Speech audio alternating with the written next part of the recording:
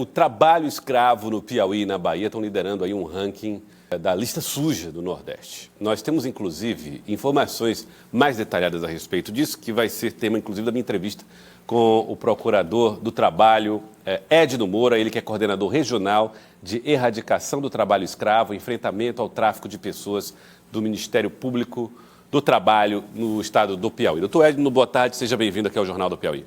Boa tarde. Bom, primeiro eu quero colocar na tela as informações que dão uma ideia em números da situação do Piauí nesse ranking. O Piauí, junto com a Bahia, lidera o ranking das listas sujas, né, das empresas com listas sujas, que estão na lista suja do trabalho análogo à escravidão, por exemplo. Então tem aí o Piauí com 14 empresas, ao lado da Bahia, seguido do Maranhão com 13, Ceará com 5 e o Pernambuco, o estado de Pernambuco com 4. A fonte é o Ministério do Trabalho e Emprego. Nós temos também um ranking nacional, onde o Piauí aparece na 4ª colocação, perdendo para Minas Gerais, São Paulo, Pará. E aí o Piauí aparece em 4º lugar. Esses números são impressionantes, inclusive por a questão da proporção, e daqui a pouco a gente detalha isso.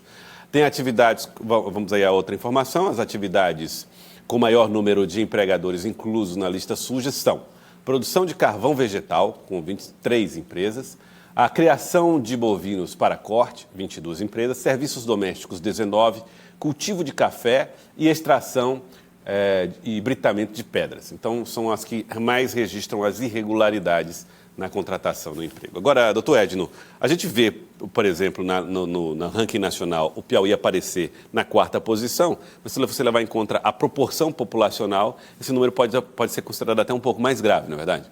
Exatamente. O Piauí é um estado pequeno, com uma quantidade de empresas muito menores do que os outros estados, e a gente aparece aí como um dos primeiros, né, no número de empresas que integram essa lista suja do trabalho escravo. Então isso é muito preocupante, mostra que, proporcionalmente, talvez, o Piauí esteja aí na 1ª posição. O que significa estar na lista suja? Pois é, o objetivo principal da lista suja é informar, é dar concretude ao direito à informação, ao direito à transparência, ou seja, as pessoas, elas têm um local em que elas podem ver, olha, a empresa X, prestador de serviço ou que vende produtos, ela está praticando trabalho escravo. Ela tem esse histórico. Exatamente, para poder tomar uma decisão. Olha, eu vou continuar comprando ou não vou continuar comprando, ou vou continuar contratando serviço ou não vou continuar contratando serviço. Então, para que a própria população, consciente, né, da prática daquele tipo de empreendimento, ele possa tomar uma decisão. Não fomente como cliente, né, não estimule sendo cliente, e também não corra o risco de aceitar ofertas de emprego até de empresas assim. Exatamente, para os próprios trabalhadores também poderem se proteger. Mas, além disso, ela também tem uma outra função, ou seja, que é exatamente dificultar o acesso, por exemplo, a crédito e a comercialização dos seus produtos. Então, nós temos umas parcerias com inúmeras empresas nacionais e com instituições financeiras nacionais e internacionais, com outras empresas internacionais, em que essas empresas não podem adquirir produtos de empresas que estejam incluídas nesta lista do trabalho escravo. Nem adquirir produtos e nem fornecer crédito. Então, os bancos oficiais estão proibidos de fornecer crédito para as empresas que estejam nessa situação. Empresas podem sair dessa lista? Sim. Ou seja, para sair da lista, primeiro para entrar, ela já tem um processo. Foi flagrado lá atrás, houve autuação pela fiscalização do trabalho e corre um processo administrativo interno, com todas as possibilidades de defesa, e ao final desse processo é que ela entra na lista. Então, tem empresas aí que entraram agora na lista, mas que o processo de resgate ocorreu lá atrás, 2020, 2021, 2019. E aí, depois, essas empresas, elas passam 2 anos nessa lista, se não ocorrer reincidência e elas pagarem as multas decorrentes da autuação, essas empresas, elas são excluídas da lista. Tá. Eu queria ver de novo aquela lista, aquelas informações para colocar na tela das atividades econômicas que mais registram os casos, né, de trabalho análogo à escravidão. Produção de carvão vegetal, por exemplo. Doutor Edno, aqui no Piauí tem empresas dessa natureza e qual é normalmente o principal problema que se observa na produção de carvão vegetal? Piauí hoje tem uma empresa de produção de carvão na lista. Antes, nós tínhamos várias empresas e empregadores nessa situação. Ocorreu uma redução significativa de trabalho escravo nas carvoarias. À medida que a fiscalização foi acontecendo. Exatamente. A gente também conseguiu fazer um mapeamento dessa cadeia produtiva que resultou na redução dessas violações, da redução de pessoas a condições de trabalho escravo. Então, nós temos uma empresa apenas na lista e ela não foi incluída agora em 2023. Ela já foi incluída em 2022 ainda, porque o processo concluiu lá. Mas na atividade de produção de carvão, era uma atividade muito propícia para esse tipo de situação. Porque os trabalhadores, eles normalmente têm que se deslocar para um determinado local e ficarem alojados nesses lugares. E os alojamentos, eles são absolutamente inadequados. Era o que a gente tem constatado sempre nessa atividade. Alojamentos inadequados, não fornecem equipamentos de proteção individual, é uma atividade muito insalubre, porque você fica trabalhando com poeira e com forno. Você tem que está sempre montando e desmontando aquele forno, abrindo espaços no forno.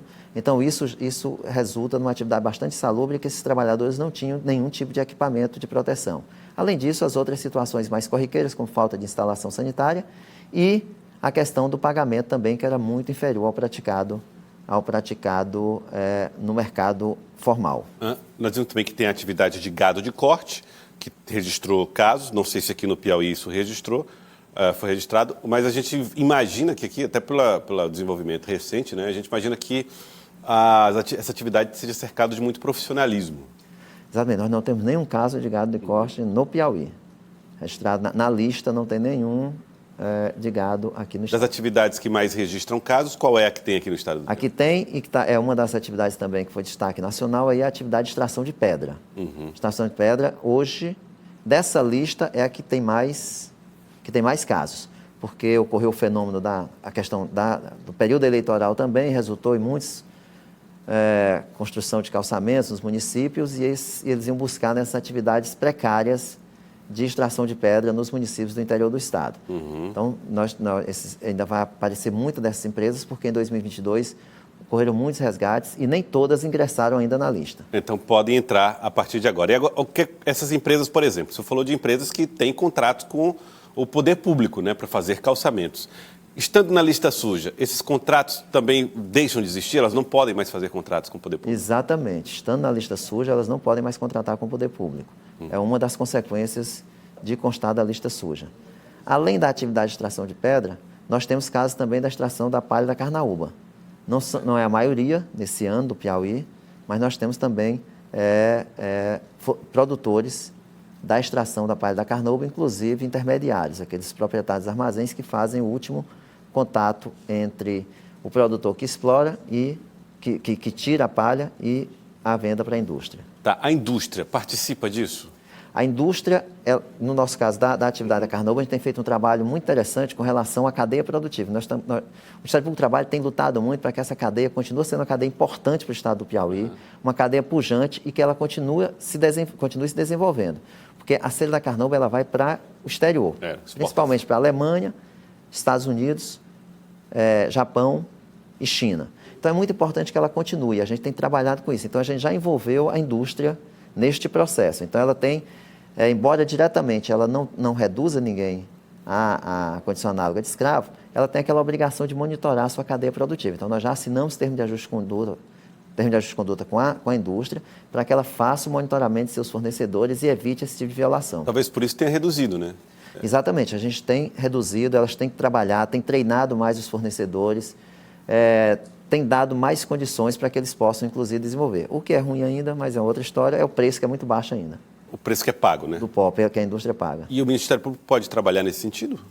Não, o que a gente está tentando conscientizar a empresa é que se você tem um custo maior, porque você tem que cumprir a legislação trabalhista, um custo maior, obviamente que esse preço não pode mais continuar do jeito que era quando você precarizava e não tinha mais esse ônus com os encargos trabalhistas, né? Então, é um trabalho que você vai tentando conscientizar o topo da cadeia para que ela possa continuar firme e forte. Tá bom.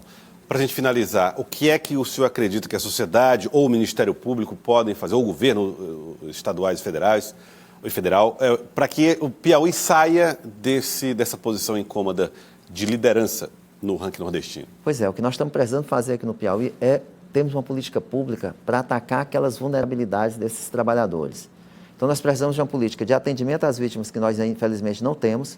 Estamos ainda num processo embrionário para que essas pessoas possam ser capacitadas e ter condição de ingressar no mercado de trabalho numa outra situação. Então, o que acontece? Eles não têm muita qualificação, então eles têm que aceitar aquele tipo de trabalho que é ofertado daquela forma. Então, a gente também está trabalhando, mas o que o Estado pode fazer, a União, uma parceria, é capacitar esses trabalhadores, principalmente aqueles que a gente retira do trabalho escravo, para que eles não retornem mais para aquela situação ou dê condições para aqueles que estão numa situação semelhante para evitar que eles sejam submetidos à condição análoga de escravo.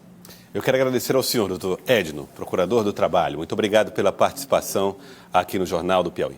Eu que agradeço. Muito obrigado mesmo.